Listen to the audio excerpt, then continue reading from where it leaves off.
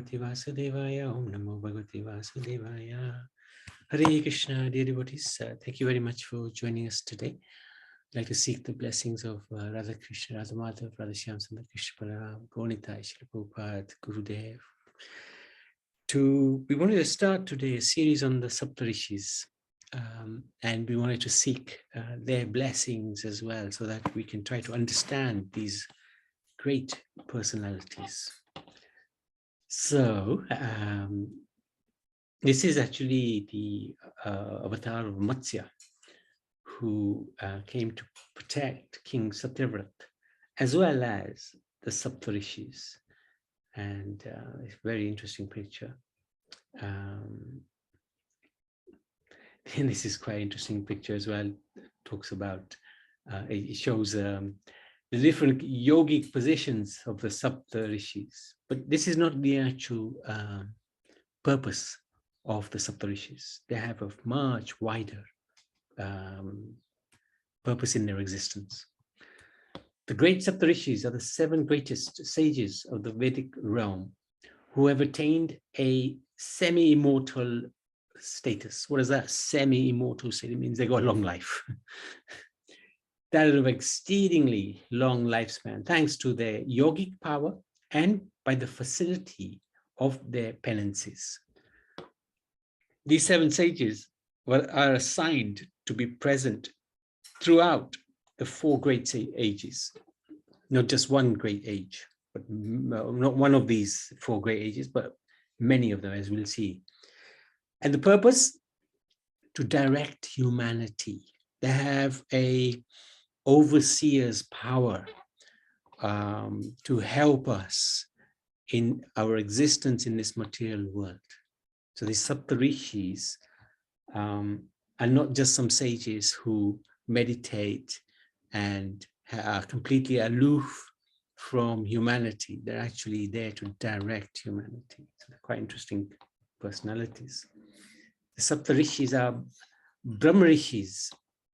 They are self-realized. Brahma Rishi means actually those who are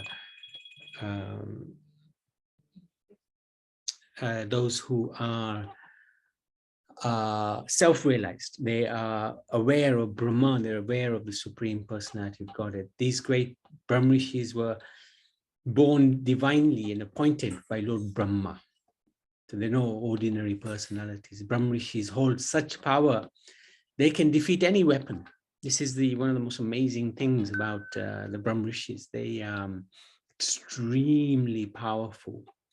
And we see there's one example of a Brahma Rishi who defeated a great king. Can't remember his previous name, but the king's name afterwards became Vishwamitra. And so the Sapta Rishi, or the Brahma Rishi, was Vashisht. He had no weapons. He just had his sannyas danda. But yeah, he defeated the king and his army, his vast army. So the Brahma Rishis are very, very powerful. They can defeat any weapon. So sometimes we see in this world, you know, they have these weapons of mass destruction. One of the tasks of the Sapta Rishis is to stop this nonsense of weapons of mass destruction. So, so that this world doesn't get destroyed. They have a function in maintaining the status quo, if you like. Hence why they're so powerful. They can forecast the longer term. They can see into the future. They've been given that siddhi. They can predict the future. And they're not influenced by the cycle of birth and death. Hence why they have very long lives. And these Sapta Rishis, they change. The new Sapta Rishis, they take the responsibility from the old Sapta Rishis at the beginning of a Manvantara. So we'll talk about Manvantaras in a minute, and the sort of the time scales that we're talking about are huge. These Sapta Rishis are ranked over the Devatas. Devatas are the demigods, so they're higher than the demigods. much higher, because they're actually great devotees of the Lord. They're higher than the Raj Rishis. The Raj Rishis are the saintly kings. Unless the king, of course, is a devotee. So for example, a king who's a devotee who would be considered higher than the Sapta Rishis is Ambarish Maharaj. He's a pure devotee of the Lord, pure devotee. And one of the Sapta Rishis, Durvasa Muni, came and visited him one time and tried to get him killed by a demon that he had created, Durvasa had created, simply from the hair of his head. But Sudarshan Chakra came and protected Ambarish Maharaj to the extent that he chased Durvasa Muni all around the universe. And ultimately, Durvasa Muni's protection lied only in the forgiveness of Ambarish Maharaj, who forgave him just like that. So the devotees of the Lord are always higher than anybody. They're only second to the Lord himself. So even the Sapta Rishis are subordinate to the devotees of the Lord. The position of the devotees is higher.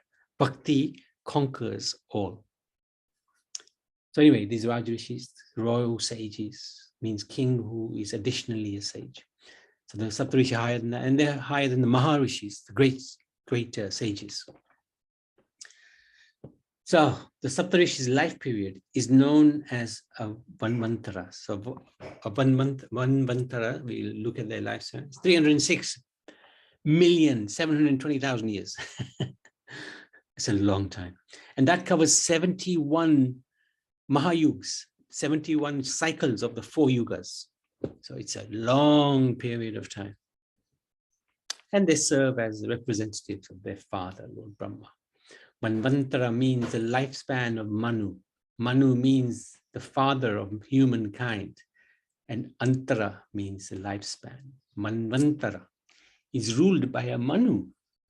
And each Manu has a distinct group of avatars, sages, Indras, and so on to help him with his duties. Who are these Manus? They're Manus are from the Kshatriya class. They're like the protectors of mankind and are the fathers to the human race. There are 14 Manvantaras in one 12-hour day of Brahma. So if we times 306 million times it by 14, we have 4.32 billion years. That is one 12-hour day of Brahma. So the Manvantara is 14 Saptarishis in one day of Brahma. So 14 times 7, a lot of Saptarishis. The Brahma Purana lists each Manu of the Manvantaras of the present Kalpa by name. Well, Kalpa means the present day of Brahma.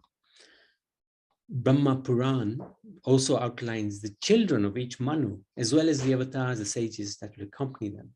So these Puranas actually give a lot of detail. In one Kalpa, one day of Brahma, 14 Manus are manifest, because it's 14 Manvantaras. And as I said before, one day of Brahma is 4.32 billion years. Okay, so if 14 Manus appear in one day of Brahma, there are 420 Manus during 1 month of Brahma. In 1 year of Brahma, there are 5,040 Manus. And in 1 lifetime of Brahma, there's 504 Manus. This is just inconceivable, beyond our comprehension. And that is equal to 1 breath of Mahavishnu. And in total, in terms of human years, 1 lifetime of Brahma is equal to 311 trillion 40 billion years.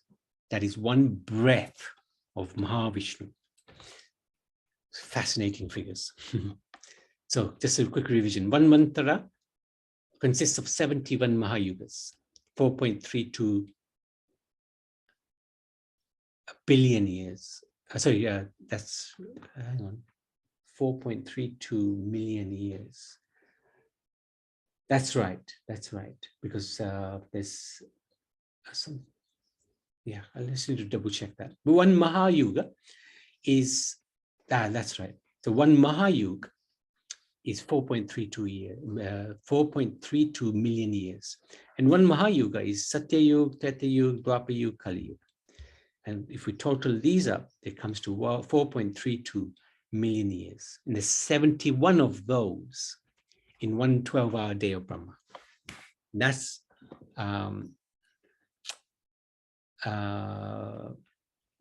and one Manu, so there's 14 Manvantaras, and in one day of Brahma. And the lifespan of one Manu, one Manvantara, one Saptarishi is 306 million years. So that's 4.32 million times 71, because we're looking at a whole Manvantara. So we've been through that. Okay, so where are we at this present moment in time? We are in the 7th Manvantara. So 6 has already gone. The first one is the most famous, Swayambhur Manu. And now we're in Vaivasvat Manu's arena at the moment. And the father is Vivaswan, the sun god. Vamandev is the avatar, and Pundara is the Indra. Now, connected to the Saptarishis is also the Gotras. The Gotras are always fascinating because we always try to understand what Gotra means. Gotra is our ancestral lineage. It relates to the Saptarishi. A Gotra may be a lineage or a clan assigned to everyone in Sanatana Dharma at birth, according to the father. In most cases, the system is paternal. And the Gotra assigned is that of the person's father, according to the Brihadaranyaka Upanishad 224. 7 sages of the Saptarishi are. So these are the Gotras. Yeah, the different Gotras. Kashyap, Atri, Rishis, Vishwamitra, Gautam, Jamdagni, and Bharat. Now, from our point of view, we don't actually know what Gotra we're from because that tradition was lost. But our spiritual master knows. He's in this Bharat Gotra. So we accept the same because our spiritual master is our spiritual father. So this is where we are at. But everybody has a Gotra, especially if you're from Bharat, in the south of Bharat or north of Bharat, and you're from a cultured family, you will know your Gotra. The descendants of these 7 sages are stated to be Gotras. The term Gotra being consistent with Vedic tradition, which employed just for the lineage of Brahman, Kshatriya, and the Vaishya family. Hence, the child is given a specific Gotra in reference to the actual clan of Saptarishi they belong to. Some of the rishis are recognized as mind-born sons, Manasa Putra of Brahma. They were born through the mind because he's so powerful, Lord Brahma. The Saptarishis are highly praised throughout the Vedas and Vedic literatures. They're regarded in the Vedas. Yes, Riyanj? Prabhuji, the 4 Kumaras were also Manas Putra, right? Who was that? 4 Kumaras. 4 Kumaras. Oh, yeah, absolutely right. Very good boy. Absolutely right. Well done. And they are actually higher than the Saptarishis. Very interesting. They're regarded in the Vedas as the patriarchs of the Vedic religion, i.e., they disseminate the Vedic knowledge. Very, very powerful. The Vedic Samhitas never enumerate these rishis by name because they change. Every Manvantara, there's extra 7 rishis. And there's 14 Manvantaras in one day of Brahma. Although later Vedic texts such as the Brahmanas and the Upanishads mention them. So we'll talk to that now. Who are they? Saptarishis are. Now these are all the different scriptures, right? Vashish, Bharat, Jamdagni, Gautam, Atri, Vishwamitra, and Agastya. And then that's from the Jaiminiya Brahman. And then from the Bharat Upanishad, it's Atri. You see Atri here, so Bharadvaj is there. Gautam, Jamdagni, Kashyap Muni is different. Vashisht is there, and Vishwamitra is there. So they differ a little bit. But it just depends on which Manu that we are talking about. At the moment, we're in what are we? Just forgotten the name again. There you go. Vaivasvata. But a lot of the Puranas will describe the Manus of the Saptarishis of the first Manu. But we are in the seventh Manu. And that is also described. All right. So Angira, now Angira Muni is there in the original Swayamvar Manu, but he doesn't feature later on. Atri, Brigu's new, Gautam, Kashyap, Kutsa is new, Vashisht, this is in the Krishna Yajurved. Marichi, first time we hear of him, Vashisht, Angira, Atri, Pulastya, Pulaha, Kartu, these are all new. These are Brahmat Samhita. Brihat Samhita, sorry. In the present Manvantara, the seventh Manvantara, known as Vaivasvata Manvantara, after its ruler, Vaivasvata Manu. So different scriptures will have different names of the Saptarishis depending on the different Manvantaras, Manus.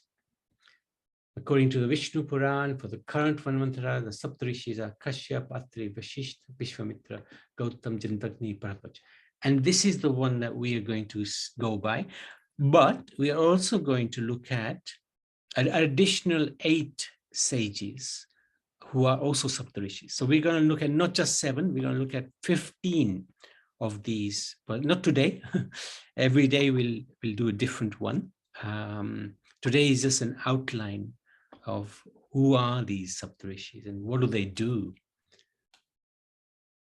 What are the types of rishis? There's 3 chief types, right? The Brahma rishis, born from the mind of Brahma. There's the Dev rishis, who are of lower rank. That would include, for example, Narad Muni. He's regarded to be Dev rishi, but actually Narad Muni's position is higher than the Saptarishis. Why? Because he's a pure devotee of the Lord. The Raj rishis, we've talked about them, Janaka Raj and others. And then there's Shruta Rishis, the makers of Shastras. These are the powerful sages who actually write the scriptures, who distribute the scriptures. Then there's the Kanda Rishis, the teachers of a section of a Rishi, of the scriptures, of the Karma Kanda, for example. For example, Jaimini is regarded to be a very special personality because he is taught this section of the Vedas.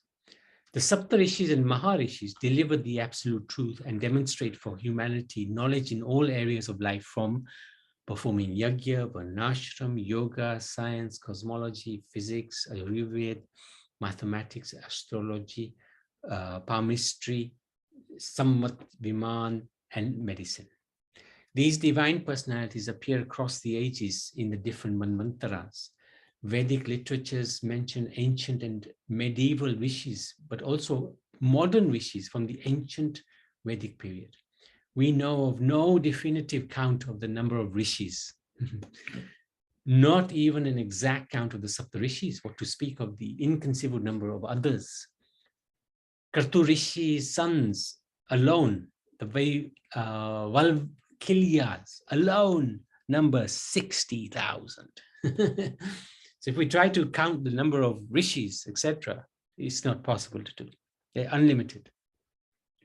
In general, the rishis are distinguished by their empowerment to hear or envision, and impart Vedic mantras. Of course, each of the mantras, mantra drastas, those who give those mantras, are also have attributed to them a long list of devotional potencies, achievements, and pastimes. So these rishis are special because they achieve many, many things during their life.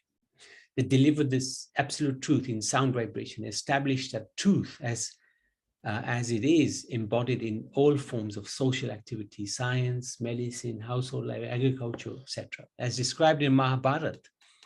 You know, saying this. Yugante antarhitam vedan setiha shanmaharshya tapasya leberi purva manu kihataha swayambhuvaha. Those who are the rishis who brought back the mantras from oblivion through their penance after the deluge and at the end of a yug, the Vedas were lost in oblivion. They were brought back by the Maharishis who recreated them through penance at the beginning of another. That first picture we saw where Matsya Avatar comes and protects the king Satyavrata and the 7 sages is the 7 sages that should re-establish the Vedas. So, Vedas. Yagyena vacha padviyama ayantam bhavitan nishi pravistatam tamavritaya vyadhatu purudra tam sapta reba abhisam navante.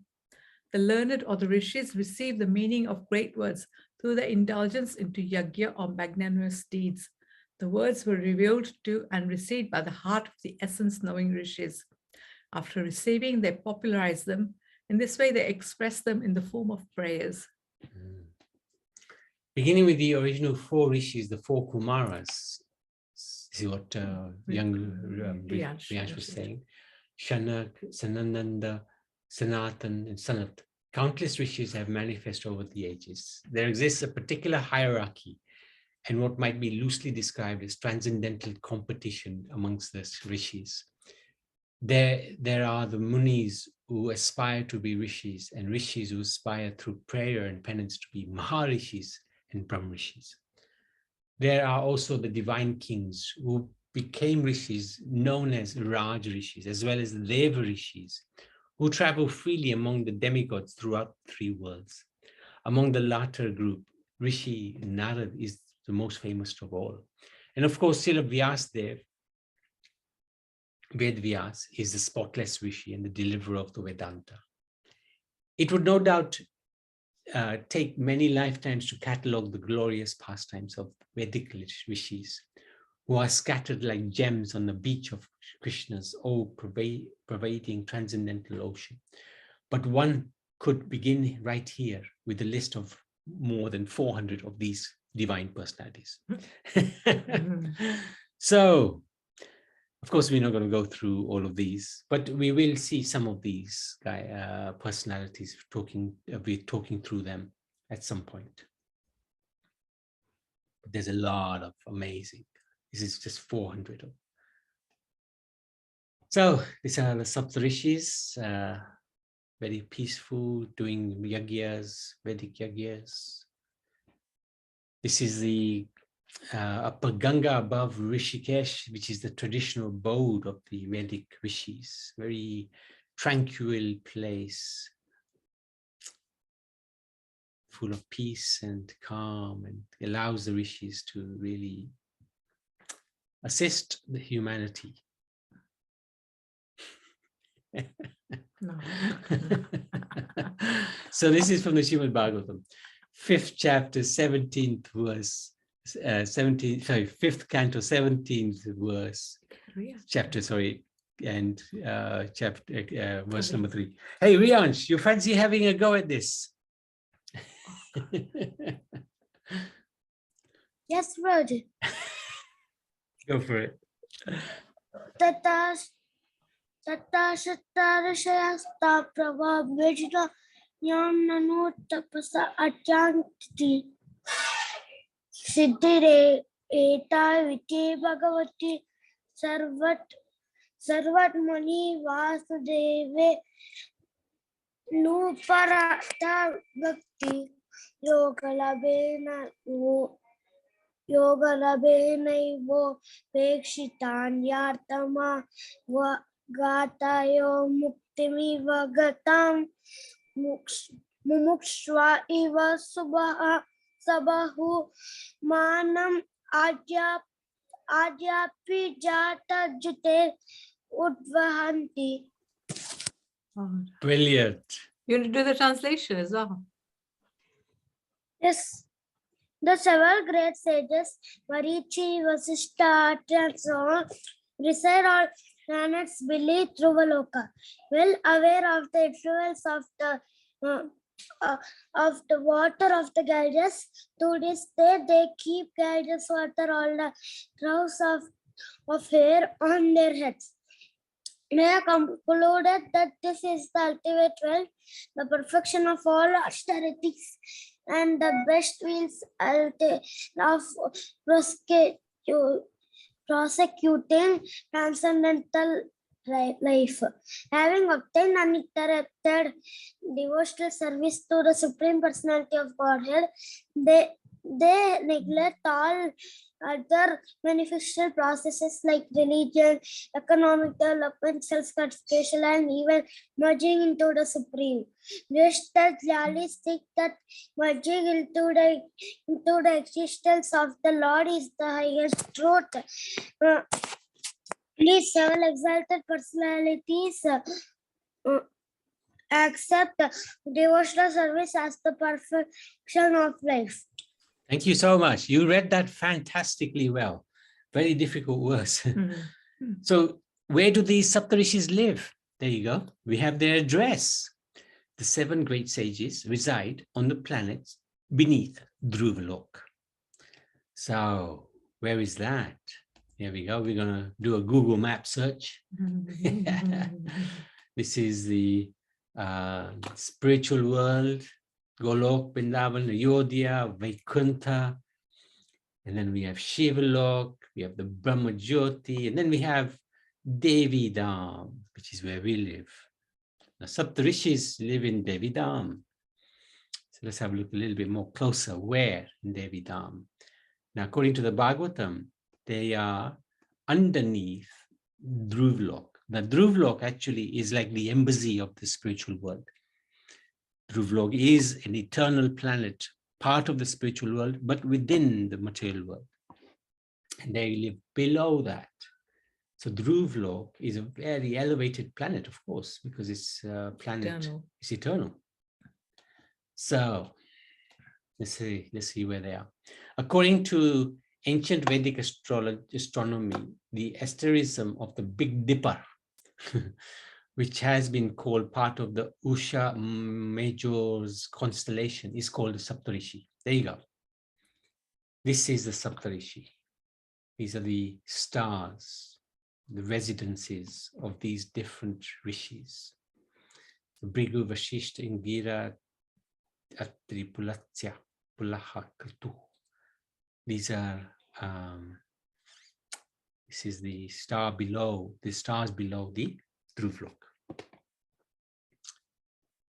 The seven stars represent the seven rishis, such as Vashishta, Marichi, Pulatsya, Pulaha, Atri, Angiras, and Kratu.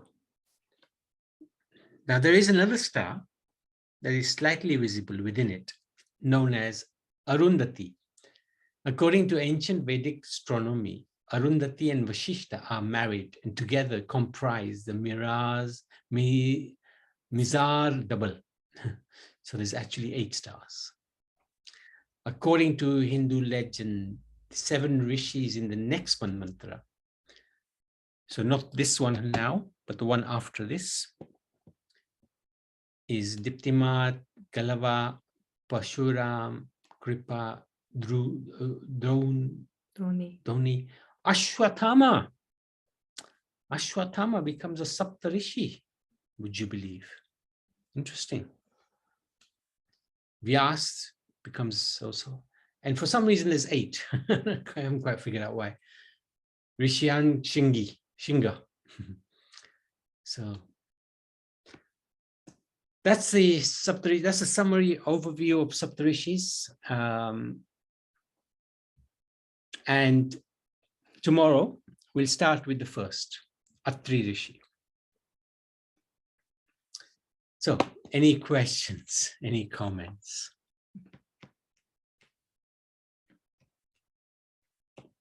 It's quite a lot to take in. Jai Shri Krishna, Prabhupada. Jai Shri Krishna, Prabhuji, and all the devotees. Is it a special day today for this Saptarishi? Because No, I put a picture on my. No, we're just doing a series on Saptarishis now. We finished the Bhagavatam. You finish, yeah. I have missed it, but never mind. I can still do it myself. You can catch up. And read it. Correct. But this one was, sorry, what did you say? So Saptarishis are the 7 great sages. Yeah. And they look after humanity. And we are going to go through each of these 7 rishis in the next few days. Okay, it's fine. Okay. I know some of their names, quite familiar. Very familiar names, some of them. Yeah. Some of them are very new names as well. Yeah. Our Gotram is Gwal Rishi. Okay.